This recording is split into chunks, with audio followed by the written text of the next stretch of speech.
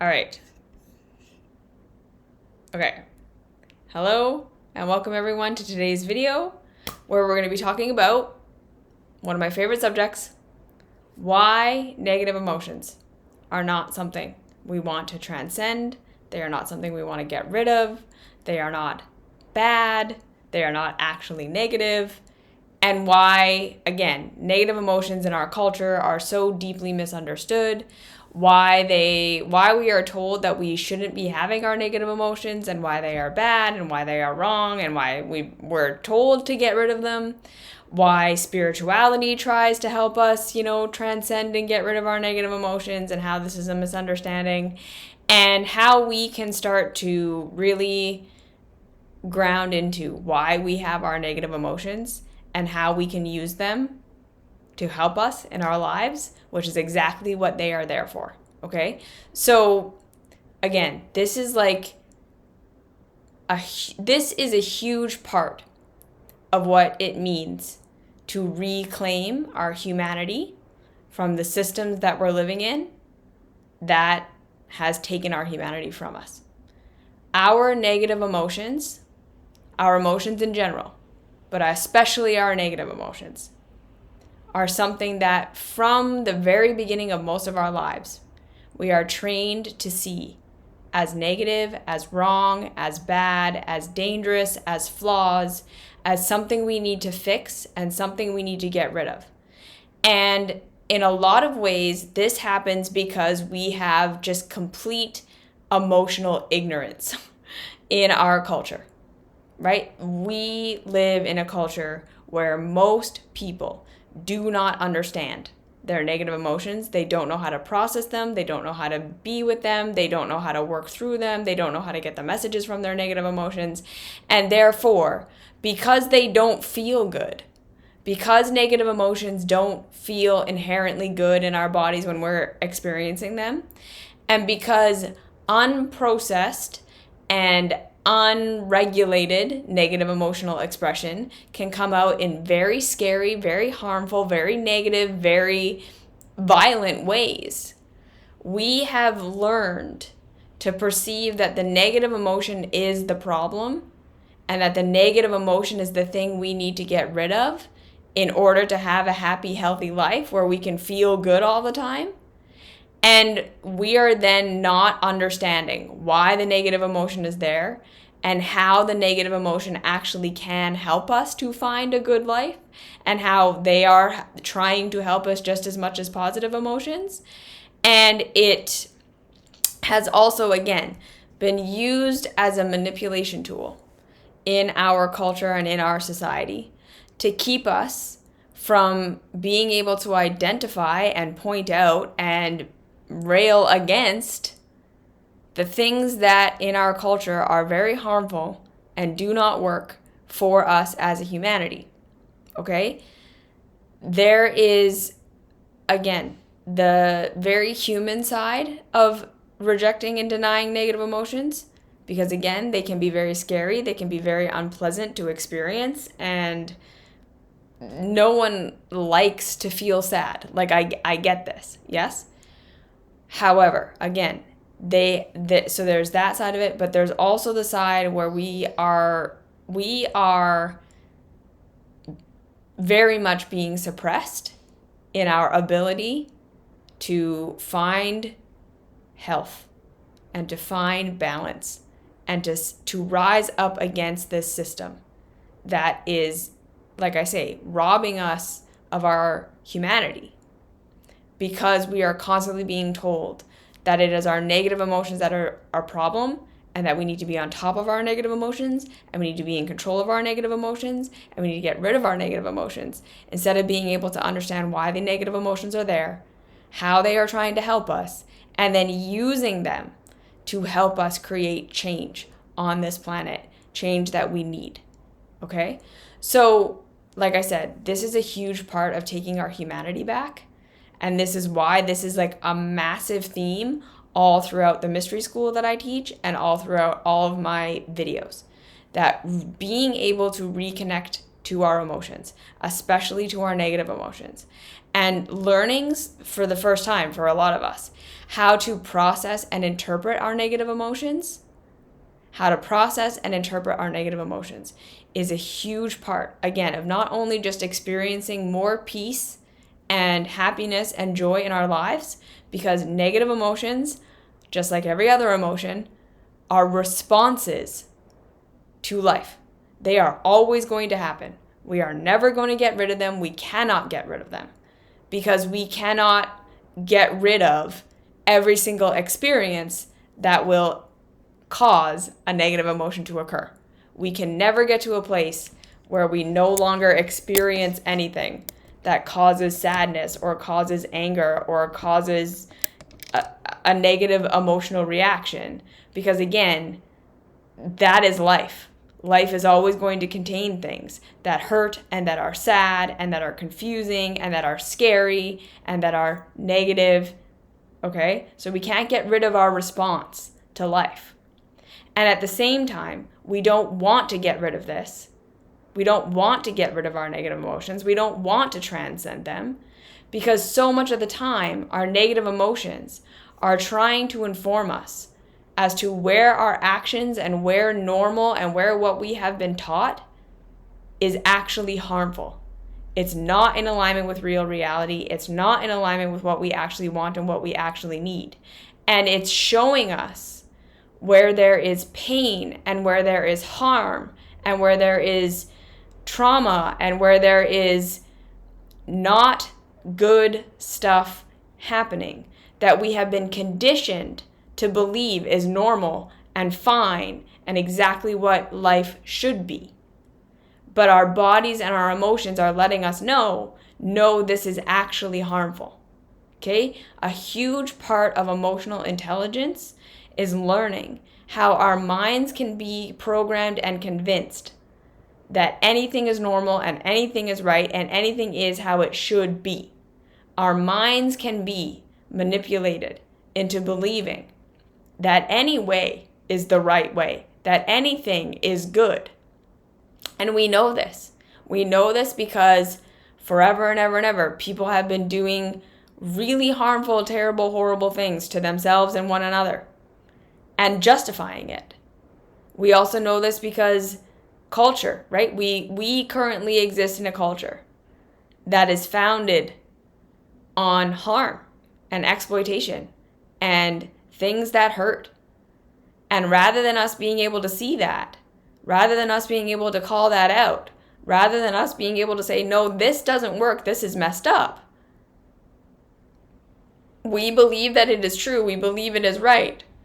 And then we are trained to believe that our negative emotions, that our negative experience of what we're experiencing is the problem.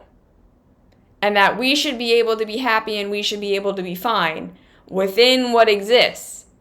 And if we aren't, it's because we are messed up. It's because we are broken. You see? And then we're trained to demonize and try to micromanage and get rid of and question and deny and try to transcend our negative emotions instead of being able to see why the negative emotion is there, what is actually out of alignment, and how we can change it. So that's what a negative emotion in its true, pure form is actually there to do. It's there to help us recognize what is harmful, what doesn't feel good, what isn't actually giving us the results we think we are going to get, even though the mind is convinced that whatever we're doing is right or is normal or is how things should be. The mind can be convinced of anything. The emotions are there to help us figure out what isn't actually true, what isn't actually giving us the results that we're saying it should be giving us, or that others tell us that we should be having, or that what is normal and what our minds has been conditioned to accept as the way things are and how it should be isn't true, isn't right. The more we learn to reclaim our negative emotions and to understand what our negative emotions are actually trying to help us see and know, the less we are going to be able to be manipulated by our systems. The less we are going to be able to be manipulated by manipulators and people who want to take control over other people and people who are there to harm for their own good, for their own, profit. When we are connected to our emotions, we are not going to be easy to convince that certain things are the way they should be. We are not going to be very good consumers and producers who don't question or challenge the system. Our negative emotions are hugely important if we want to build a life for ourselves as individuals that works for us, and if we want to be able to build a better society. So like I said, this is why I talk about this so much on my channel, on my YouTube channel, on my blogs, in my mystery school, in my one-on-one work. It's learning how to reconnect with our negative emotions and learning how to interpret them is so powerful in figuring out what we actually want and what we actually need and what is going to make this world a genuinely better place. Okay? So that's why, again, I am here to talk about these negative emotions and say we don't want to get rid of them. They are not what is wrong. They are a response. So first things first, forever and ever and ever, your emotions are not the source of your pain. The emotion is not the source of the pain. The real reality is getting rid of the emotion isn't the answer to happiness in life. Getting rid of anger, getting rid of sadness, getting rid of anxiety, getting rid of these emotions as though they are arising for no reason, as though they exist for no reason, as though they are just there as a thorn in your side, is again the foundational misunderstanding of our culture. That is what is causing so much confusion. And again, what drives so many of us into a state of navel gazing, into a state of trying to micromanage ourselves, into a state of constant therapy, constant healing things, constant spiritual retreats, and doing all this stuff to try to make yourself into someone who never feels or experiences a negative emotion ever again. And now, okay, I want to make it clear that when we live lives of like extreme negative emotion, like extreme depression, extreme anxiety, I am not saying, okay, you need to like just figure out what the root cause of your negative emotion is and that's all it is, okay? When we have these extreme negative things, I am all for medication. I am all for therapy. I am all for. This is not your fault. You are not causing it. It is okay to hate your depression, to hate your anxiety, to hate whatever negative emotion you're experiencing that feels like it's controlling your life. Okay? I am not trying to write off that experience or say that doesn't exist, or that support from systems, from other people, or anything like this isn't important, because it is, right? If depression is ruling your life, if anxiety is ruling your life, we're usually not necessarily in a place right then and there to like figure out what the root cause is and to deal with it. Okay? That's where we need support. That's where we need help. When we're down real deep in the pit, we do what we can to get our life mask on. Okay? So I'm not saying that if you're in a real serious emotional state, that what I'm going to talk about in the rest of this video is what you should be doing right now. It probably isn't. Okay? Really, really, really allow yourself to get the support you need so that you can breathe again. That's the first step.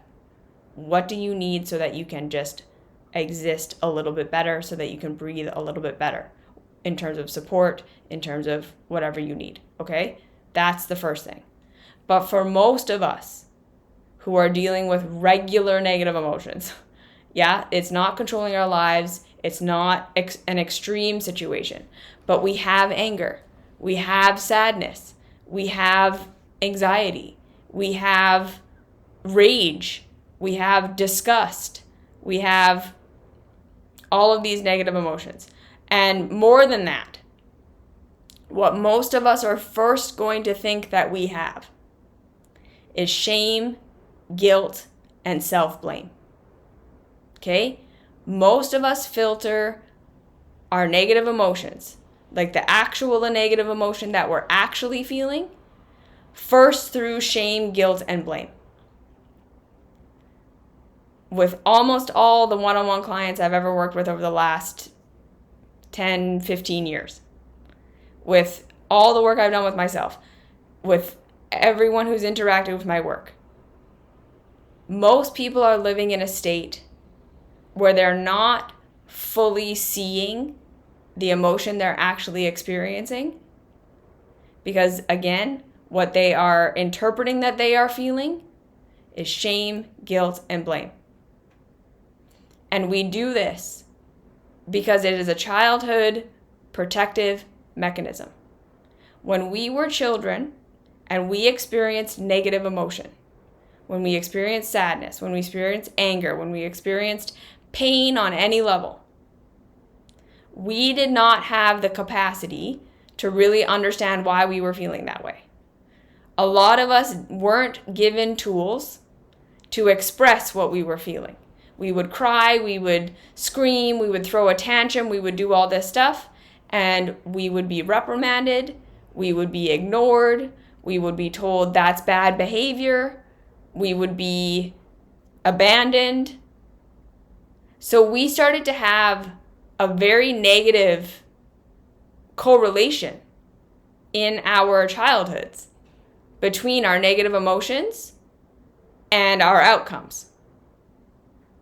A lot of the time, when we were experiencing and expressing difficult, challenging emotions as children, our caregivers abandoned us, they yelled at us, they shamed us, they blamed us, rather than helping us process, rather than understanding why we were doing what we were doing, rather than helping us to express in, age-appropriate ways.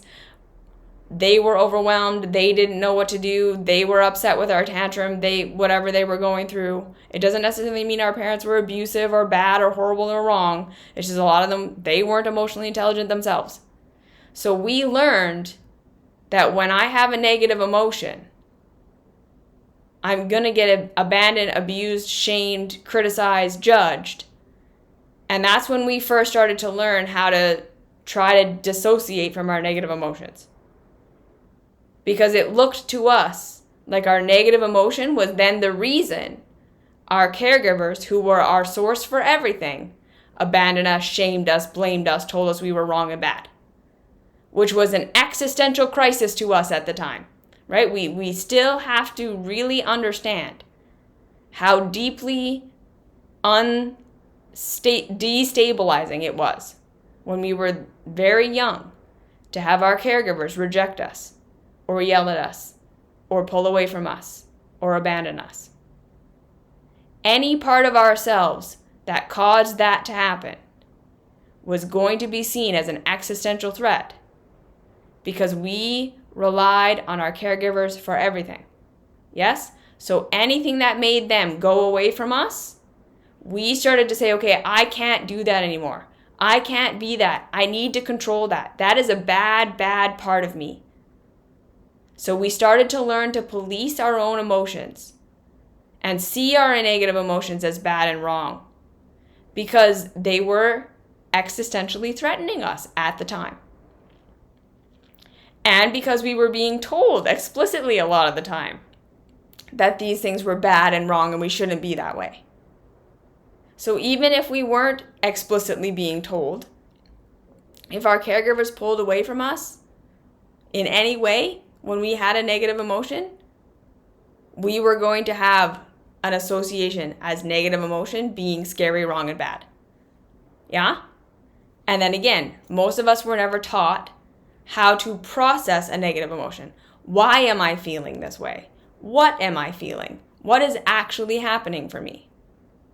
We just learned that it doesn't feel good. I don't like how I'm feeling. And then in that temporary codependent reality where our caregivers were in control of everything, all we knew to do was express and hope that our caregivers or someone around us would understand us and then get our needs met for us. So even now as an adult, if you're someone who notices that you throw tantrums, you're like the kind of person who throws a tantrum. And you will pretend everything's fine, you try and bottle it up, and then you explode. That's a sign of never having learned how to identify what's actually going on with you and how to problem solve your own emotions. And that's not anything to be ashamed of because, again, most of us weren't trained how to do that. We were trained that if you are feeling a certain way, you express, and then someone around you is supposed to understand you, and they are supposed to meet your needs. We never learned, I'm feeling something. What is my feeling showing me? What do I want? What do I need? What hurts? What feels good? What doesn't feel good? And how do I figure that out in real reality? We learned, don't do it, don't express, don't do it, suppress it, deny it, pretend it's not happening, or explode it everywhere and hope that someone else will figure it out and deal with it for me. Because that's what we learned in the codependent reality of our childhoods. Okay? So again, when most of us are experiencing a negative emotion, a lot of us are going to interpret it first through the lens of shame, guilt, and blame.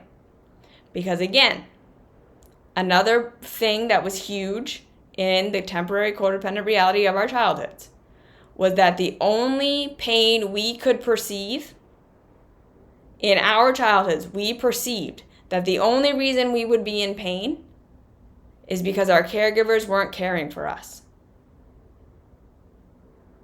Because in our temporary codependent reality of childhood, we could not take care of our own needs. We could not meet our own needs. We could not address our own needs. We could not understand our own needs. We had to be taken care of by someone outside of ourselves. And our interpretation of our caregivers either taking care of us or not taking care of us was always filtered through the lens of the only reason they wouldn't care for me is because I'm doing something wrong. You see? We could not perceive that our caregivers were separate people from us that had their own lives going on and had multiple reasons for doing whatever they were doing.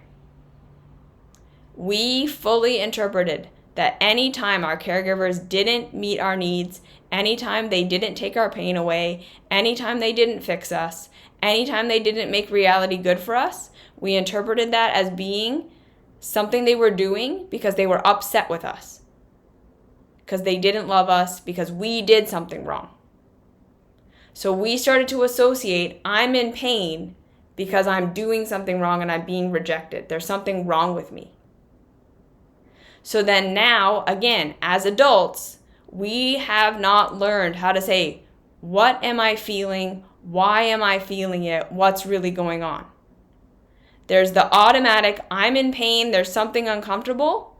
What am I doing wrong? What's wrong with me? How am I being rejected? How am I being abandoned? Where is the thing that's wrong and bad and broken about me? And then a lot of us will have a part of ourselves that we scapegoat every single time we're in pain. We scapegoat our bodies, we scapegoat our money, we scapegoat our relationships, and we go into these loops of if I could just fix this thing about myself, if I could just fix this thing in my life, everything would be perfect. And this is the problem. And so we're like 4 layers removed from even feeling what we're actually feeling because we're trying to fix our body or we're trying to fix our career or we're trying to fix our relationship when really we were feeling a negative emotion. And then we interpreted that as I must be being rejected somewhere. what am I doing wrong? And under that was the thing that actually sparked our negative emotion. So you can see why so many of us just feel like I have no idea why I was feeling what I was feeling, or even what I was feeling. Because we were walking around just every time we feel pain, we have automatically interpret it as shame and guilt and blame. I must be doing something wrong. And then again, we have that thing, all of us have that one or two thing that we blame every single time for our pain. And so that's why a lot of us have such a struggle even connecting to what negative emotion we're actually feeling, because we're so many layers removed from it. Does this make sense? Okay. So first, learning to see that shame, blame, and guilt are always lies is the first step. And like I said, this is why in the mystery school, I have a program where like the first section is just shame, blame, and guilt, and how to start to move past shame, blame, and guilt over and over and over and over and over and over and over again. Because it is the shame, blame, and guilt stories that are blocking us from being able to see what we're actually feeling, what we're actually experiencing, what's really going on, and what really needs to be done about it. When we are stuck in shame, blame, and guilt, we are not seeing reality. Even if we are causing harm, even if what we're doing is out of alignment with reality, even if something about us does need to change in order for our lives to be better, shame, blame, and guilt are never going to get us there. Understanding cause and effect, understanding why we're doing what we're doing, understanding what needs we think are getting met, understanding the programming that we have, and gently and compassionately giving ourselves new ways of getting these needs met is the way forward. There's no amount of shame, blame, or guilt that will turn you into the kind of person you want to be. And again, so much in our world tells us that if we're doing something wrong, if we're causing pain, if we're in pain, that means we're bad, wrong, broken, shameful, sinful, inherently bad, wrong, broken, and sinful, and that we need to fix ourselves. And this is why so many of us are caught in the self-help, self-improvement, always healing, never arriving space. Because that is not reality. That is not true. You are not inherently broken, bad, shameful, sinful. You have a nature. You have reactions and responses to life. You have pain from your past, and you have a way of life that you need in order to feel good. And all of that is going to be something you recognize and understand through self-compassion. You are never causing yourself or others harm because you want to, because you're bad, because you came into your adulthood with a pure, clear understanding of how reality works and then just decided to mess it up. That is never reality. That is never how it works. You are always doing the best you can with what you know. That is the truth. So when what we're doing isn't working, we need compassion. Okay? So that's the first thing. So when we are in that shame, blame, guilt, the first thing I want to offer you, that I always offer to everyone, always, when you're in a state of shame, blame, or guilt, can we get compassionate and can we get curious? What if what I'm actually feeling is not shame, blame, and guilt? What if what I'm actually feeling is a negative emotion in response to something? And it is trying to help me, and it is trying to help me figure out what negative thing I'm responding to and what I actually want and what I actually need. And even if we just open to that, right? Even if we just start with, I don't get any answers. I don't know what it is. I don't know why I'm feeling this way. I don't know. But you're opening to this idea that the shame, blame, and guilt is not actually there to tell you how horrible you are. That in and of itself is a huge first step. And that's a good enough first step. And I want you to validate that.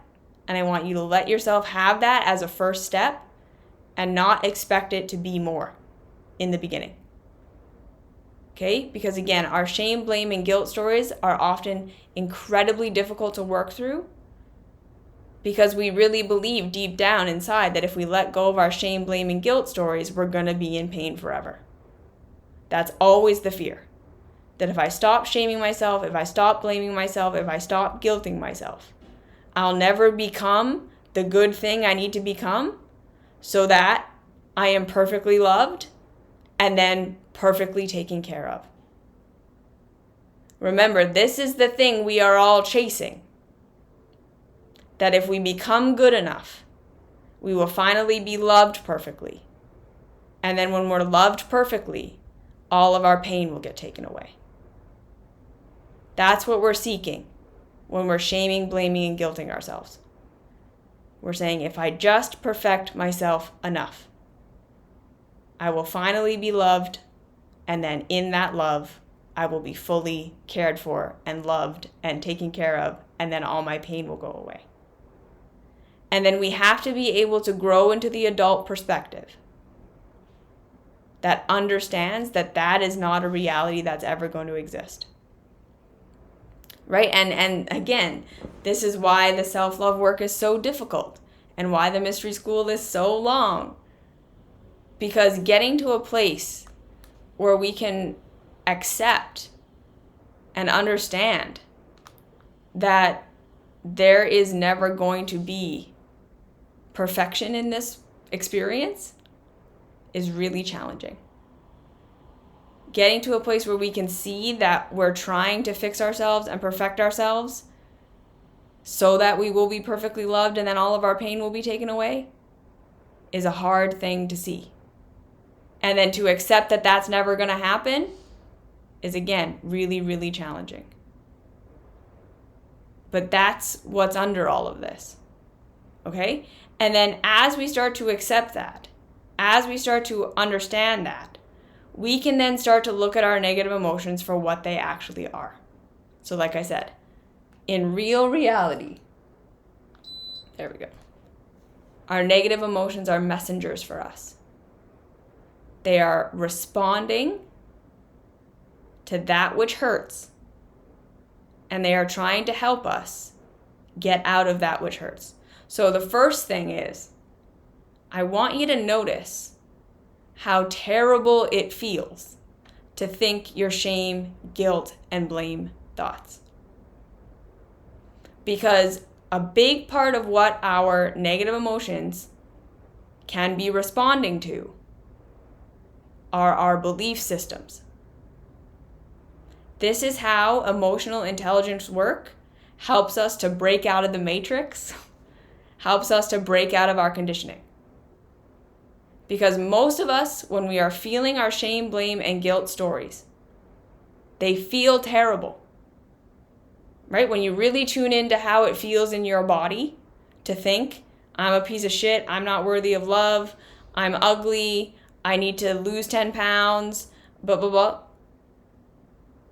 I guarantee you that when you feel what that feels like in your body,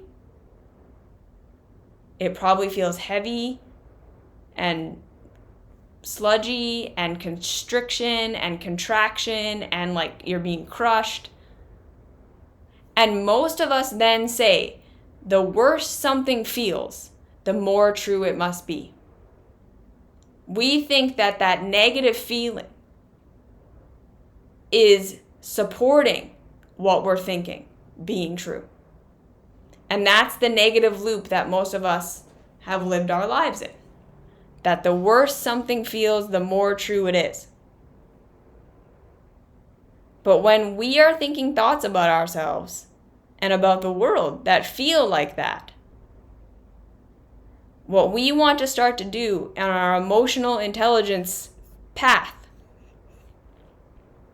is to start to recognize that the worse something feels, the less true it is. The worse a thought feels in our body, the less true it is. Now again, there's nuance and there's complexity here. Because again, there are going to be times when someone we love passes away. And we think about that and it doesn't feel good. It's not going to feel like, woohoo! liberation in the body.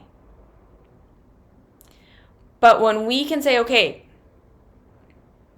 someone I love passed away, and I'm going to allow myself to fully embody my sadness, to embody my grief, to allow it to move through me instead of trying to suppress it or get rid of it or deny it or get past it or run away from it. There is going to be a release in the body. When someone does something really horrible to us, they abandon us, they manipulate us in some way, they harm us in some way. If we go into self-blame, they did that to me because I am weak and unworthy and terrible and I deserved it, you're not going to feel good thinking those thoughts. So that's letting you know that's not true. That's not a true thought. You might then think that thing that they did to me was really mean and horrible and out of alignment and they shouldn't have done that. And then you might feel anger, you might feel sadness, you might feel disgust, but you'll notice that those emotions are no longer being directed at you. You are now able to express what you're feeling. You're able to feel what you're feeling. But it's not crushing in on you. So that's the difference. Yeah? When you're feeling a genuine negative experience in life that doesn't feel good, if it's crushing in on you, that's when you know we're out of alignment with truth. If it's letting you express how you feel about the situation, even if that negative emotion is negative, there's going to be release and lightness in that. So even in anger and even in sadness and even in grief, there's a release. Okay? If it's just a continual turning it in on yourself, that's the lie. I hope that makes sense. Okay? So our negative emotions are in response to something. And when it's crushing in on us, especially in regards to our thoughts, that's when we want to say, okay, this isn't true. This isn't reality. Right? And then we can start to ask ourselves, okay, if what I'm feeling right now is not actually shame, blame, and guilt, what am I actually feeling? Because if I'm thinking this thought, I'm terrible, I'm horrible, I'm wrong, I need to do this, and it feels like crushing, that's when we want to say, okay, this isn't reality. This isn't what I'm actually feeling. This isn't what I'm actually experiencing. And then we can start to ask ourselves, what is actually hurting me? What is not working? What doesn't feel good if it's not me? And this is where we start to be able to say, I don't feel good at work. What if it's not because I'm inadequate and shitty at my job? What else might I be feeling at work? And then you might notice that you're feeling overwhelmed, or you're feeling like people are putting too much pressure on you, or you feel like the working conditions are unfair and they don't work for you. And even though it's all been normalized, and this is how it should be, and everyone should just be fine with this, you can start to say, okay, the shame that I'm feeling at work all the time is how I'm trying to protect myself from admitting that the way that we work in this company doesn't feel good for me. You see what I'm saying? This is when we can start to ask ourselves, what actually am I feeling? We can do the same thing in our relationships. If it's not shame, blame, and guilt that I'm feeling in my relationship, am I feeling lack of connection? Am I feeling lack of communication? Am I feeling abandoned? Am I feeling sad? Am I feeling like I don't like the dynamic of this? Even though it's all normalized, even though it all seems like it is how it should be, even though I want to blame myself. What if my emotions are not the cause of the problem? we start to be able to look deeper. We start to be able to ask ourselves again what we're actually feeling and why we're feeling that way, instead of automatically assuming there's something wrong with us that needs to be fixed and changed and mended. Yeah? The negative emotion is not the problem. So now I want to start to talk about how this applies culturally, especially anger. Because here's the thing. I grew up, and I am very positive, I'm pretty sure, that I cried myself to sleep every single night from basically the day I started going to school until the day I was like 21 or 22 years old. I'm pretty sure I cried every single day. So to say that I was an emotional child and that I am an emotional person is like an understatement. I have always been a very, very emotional person. They sent me to the guidance counselor in grade 1 because I was so stressed out. Okay? I spent a lot of my life being very, very, very, very sad. Because the reality is, I looked around at the world around me and I was sad about it. Everyone seemed to be in pain. Everyone seemed to be coping. Everyone seemed to be going through something that they didn't really seem to know how to actually deal with. And there was something in me that just felt like I can't make it better. Like I was trying so hard every single day to try to help everyone, and I couldn't. And I just was crushed by it. Okay? And then as I started to grow up, that sadness started to turn into anger. I started to become the kind of person who was very, very expressive of the things that I found to be wrong with the world. And I would often say things and do things that would really make people uncomfortable. Like my dad was really uncomfortable with my anger a lot of the time. I would say things about the church. I would say things about school. I would say things about religion. I would say things about how people were operating in their relationships. And to me, it was just like, this is wrong. This is not okay. And it was just obvious, and I was angry. And I was constantly told, like, you need to be nicer. You need to stop being so mean. You need to stop being so emotional. You need to stop. And so, like, the entire narrative of my childhood was like, you are way too emotional. Your emotions are making all of us uncomfortable. Just stop it.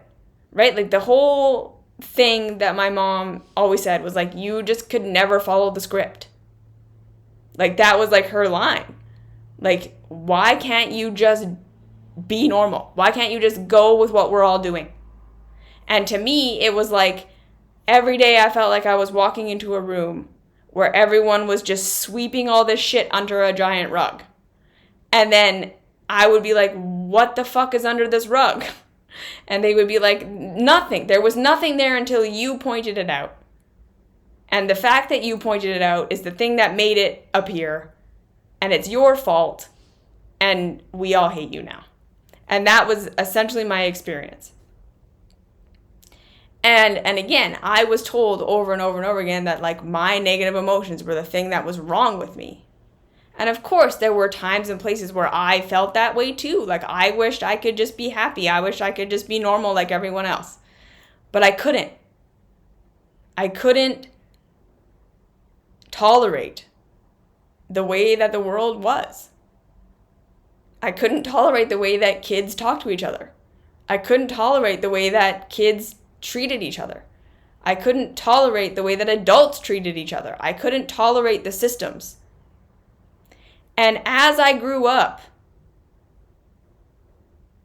and sort of essentially just went my own way, like I was the kind of person that was like, okay, I'm not gonna fit in. I'm not gonna be able to make this work. I'm gonna go my own way. I started to be able to realize that my anger and my sadness and all of these things that I was feeling were completely justified. And then I started to look at how people like me are treated when they show up with anger, when they show up with sadness, when they show up with critique. And we're belittled, and we're told that we're crazy, and we're told that there's something wrong with us, and we need to be medicated, and all of this. And I get it. Because when people are calling out what's happening, power structures don't like that. This is what we need to understand about our negative emotions. That on a broader scale, there's no coincidence that so many people are coming out on social media now talking about how anxious and depressed they are. It's not that we're all just anxious and depressed, and that we all have some sort of glitch in our brain, and we're all just broken and need therapy and need medication. In the sense that that's the problem. The problem is we are reacting and responding to a system, to multiple systems that are built upon the foundations of exploitation and pain and unfair, unequal distribution of resource, access, privilege, wealth. And every generation it's getting worse and worse and worse, to the point now where we are at a point where we literally can't tolerate it anymore. And rather than being seen as like, why are we all reacting like this? We're still being told, you need to fix yourself. It's a lack of regulation. It's a lack of spirituality. It's a lack of plant medicine. It's a lack of all these things internally, specifically about you. And again, right, like some of it is great. It's like you need to face your trauma. Okay, that's fantastic. Right, like being able to actually face the ways we were abandoned, we were shamed, we were wrong, we were disconnected from our humanity in our childhoods and in our family systems and all that stuff. That's really important work. And also, to be able to be upset about the culture that we live in is so incredibly important. Because if we don't let ourselves be upset about it, we aren't going to do anything to change it. And this is why people who allow themselves to get angry or to get sad or to have like a negative emotional expression about what's happening are called crazy, are belittled, are exiled, are nitpicked about how they look and all this stuff. Because they need to be cast aside and told that they're wrong and bad and broken, so that the power structures can continue to be the power structures. It has been this way forever. Religion has been one of the worst culprits of this. Religion and spirituality, teaching people that it is not holy to be angry, that it is weak to be sad, that you must always be happy and grateful and seeing that everything is exactly how it should be, and that if you ever have a negative experience or you ever have a negative emotion, that there's something wrong with you that's happening. That is the system. That is not spirituality. That is the system telling you you need to be okay with how things are. And if how things are don't feel good to you, you are broken. That is the message. And then capitalism says, but don't worry, we can sell you the solution. More therapy, more navel gazing, more spiritual techniques, more production, figure out your purpose so that you can sell yourself to the system better. make more money, get more friends, be more included. And so the people who are saying, no, it is the system that is messed up, are the ones that everyone says, oh no, you just don't get it. You're not spiritual. You're not enlightened. You're not seeing that everything is perfect and exactly how it should be. You're still associated with your ego and your mind. You can start to see how even understanding that the spiritual teachers who get popular for a reason. When they've started selling millions and millions of books on Oprah's network, that should be a red flag to you. That should be a red flag to you. Because the things that our culture prioritizes and celebrates and says are the right things are the things that fit into the culture. And the culture is the very reason everyone is suffering the way that they're suffering. It is the reason people are having the negative emotional reactions that they are having. It's the root of why our caregivers traumatized us. It's the root of why we feel like shit. Because of the way the systems are set up. And then, like I said, we are so deeply indoctrinated that when what is in the system doesn't work for us and feels bad and we have a negative response to it, we are so conditioned to see that as being something wrong with us that we need to fix, that then capitalism can sell us a solution for, that we don't even see it. And so again, we get into this state of being constant seekers who never arrive anywhere. Because there's nowhere to arrive at that point. Trying to get rid of your reaction to something harmful without changing the thing that is harmful means you are going to be trying to get rid of that reaction for the rest of your life.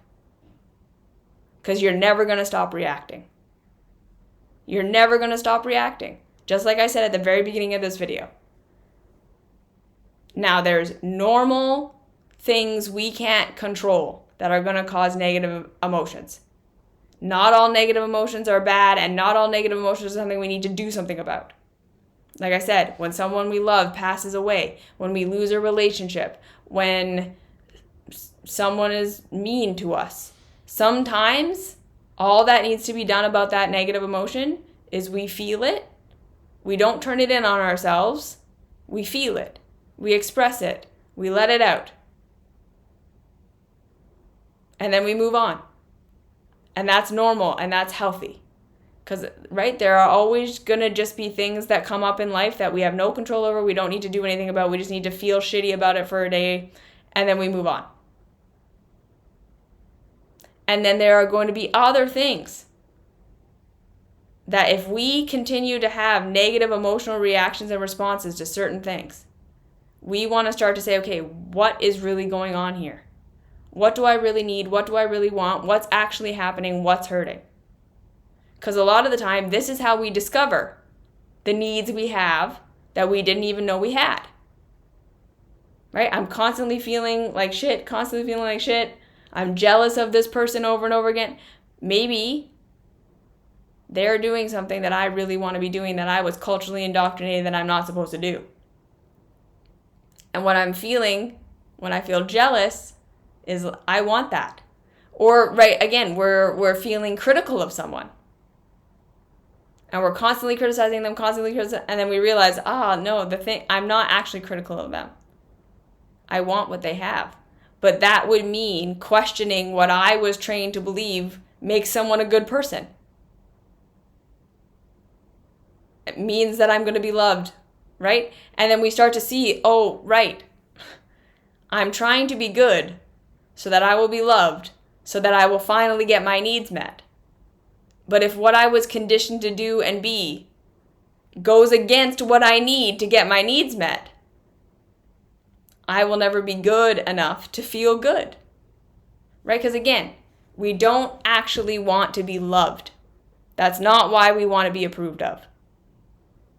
We want to be approved of because in our childhood conditioning, being approved of equaled getting our needs met. So we need to start to learn to skip out the middleman. What do I actually want and what do I actually need? It's not love and approval. That's never actually what I'm craving. I have a need, I have a want, I have a pain, and I don't know how to deal with it or process it on my own, so I'm hoping that someone will love me enough that they will do it. So there's that. And then again, there's the righteous and the holy anger that comes when we start to recognize how our systems are flawed and how we are being manipulated into doing things and living in certain ways that are harmful for us.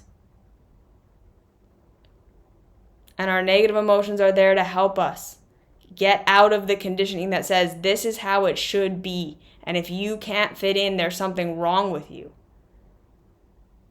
To start to say, no, if it feels like shit, there's a reason it feels like shit. Even if it's totally normal and everyone else is doing it, doesn't make it right. Doesn't make it in alignment with reality. So what if your negative emotions are actually trying to help you figure out what's true in real reality? What if your negative emotions are the key to figuring out what thoughts you're thinking that are actually true and aren't? Because remember, if it's all turning in on you and it feels like it's crushing you, that thought isn't true.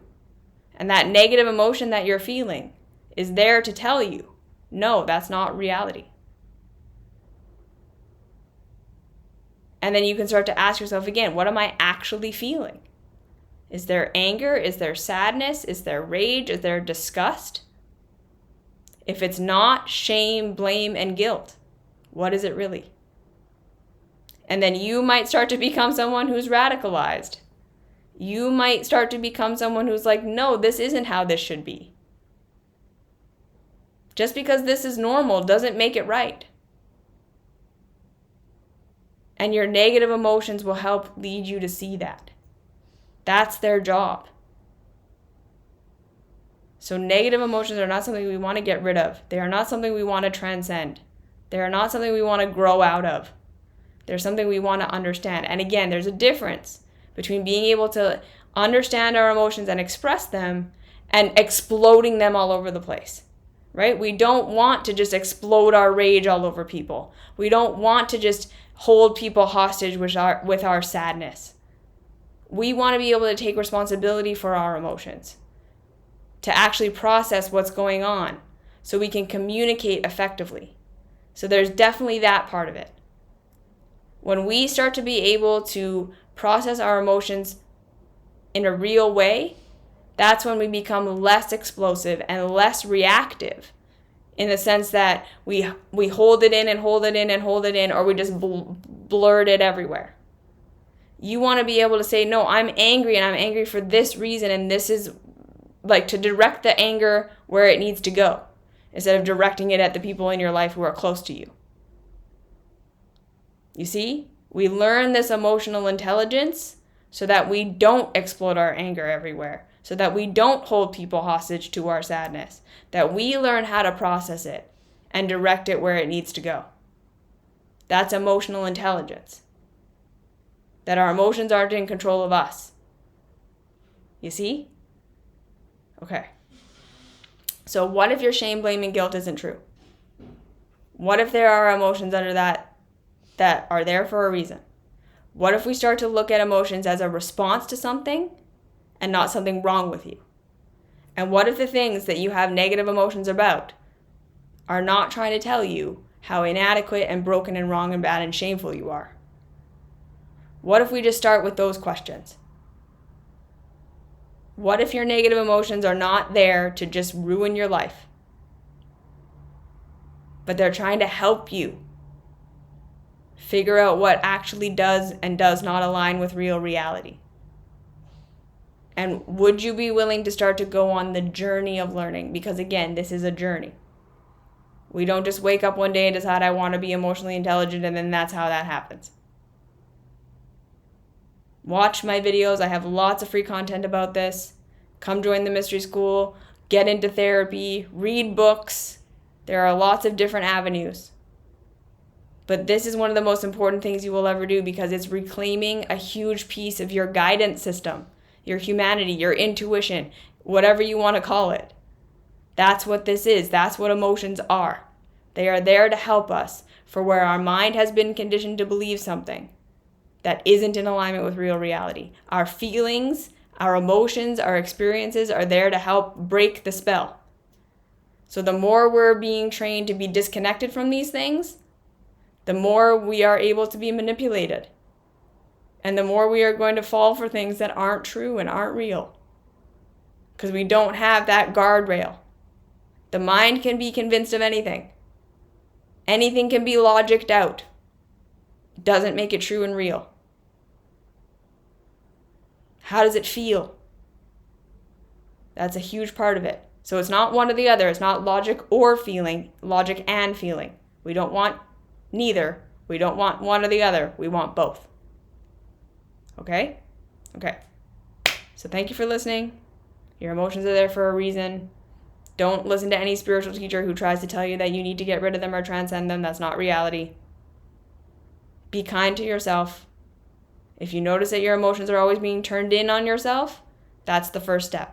What if shame and guilt and blame are not real? What if that's not what's really happening? What if that's not what you're really feeling? Okay? Okay. So again, thank you for listening. Thank you for being here. And I will see you next week.